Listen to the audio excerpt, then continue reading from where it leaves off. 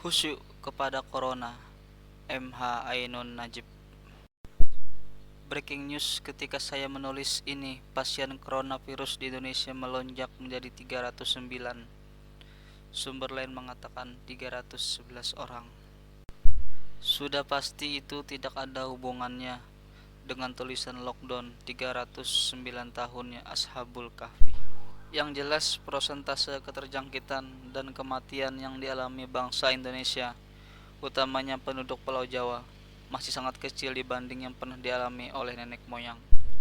Bakteri Yersinia pestis, suatu virus dengan kutu dan tikus sebagai carrier di tahun 1330 yang mewabah di Jawa, kemudian diimpor ke sepanjang pantai Samudra Atlantis dan membunuh 75 sampai dengan 200 juta penduduk Eropa. Kalau kita hidup di era itu, pasti sudah menyimpulkan bahwa hari kiamat telah tiba. Wabah pes kemudian merenggut nyawa penduduk Banten dari 100 ribuan menjadi tinggal 50 ribuan di sekitar 1625. Sebaliknya kemudian maut hitam yang mengurangi 30% penduduk Inggris dan Belanda diekspor ke Jawa. Hari-hari ini kita sedang khusyuk dengan coronavirus yang kita impor dari Wuhan, negeri Cina. Di Al-Quran ada kosakata yang terdiri dari huruf W, H, dan N. Meskipun rangkaian kata yang berbeda, wahnan ala wahnin, suatu keadaan di mana manusia menjadi lemah dan semakin lemah. Saya sebut khusyuk meminjam dari idiom firman Allah. Kalau sekiranya kami menurunkan Al-Quran ini ke sebuah gunung, kamu akan melihatnya tunduk dan terpecah-pecah dan terbelah-belah karena merasa ngeri kepada Allah. Memang benar, kita ini, baik sebagai individu, masyarakat, maupun rakyat suatu negara, rasanya belum pernah sehusyuk ini kepada Tuhan, melebihi kepada corona yang amat sangat kecil itu. Keluarga Maiyah sedang menggarap skenario drama yang akan dipentaskan akhir April 2020 kalau Allah mengizinkan.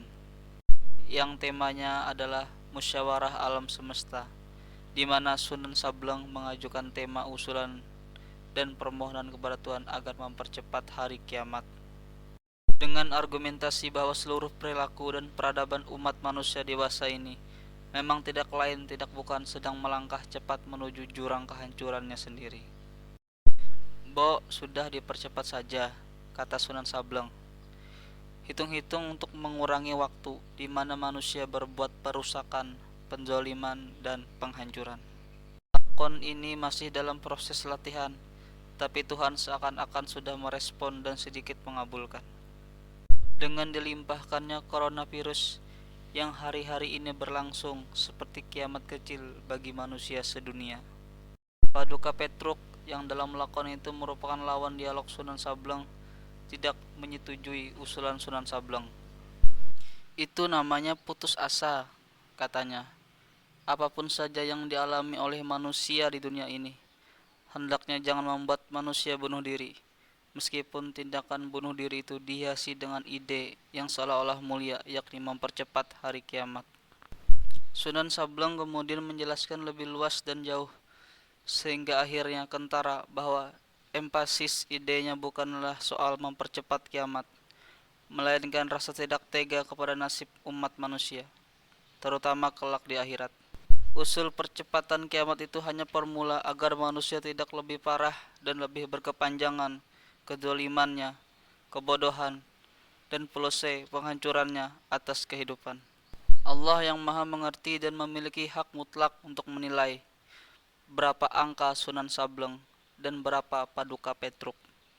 Yang batas pengetahuan dan ilmu manusia bisa memastikan adalah bahwa entah satu dua orang, entah sekelompok manusia, entah umat atau jamaah Maiyah, mulai hari ini kita berjuang untuk lebih nganggep Allah dengan keluasan pandangan maupun detail ilmu sebagaimana selalu diworkshopkan di Maiyahan.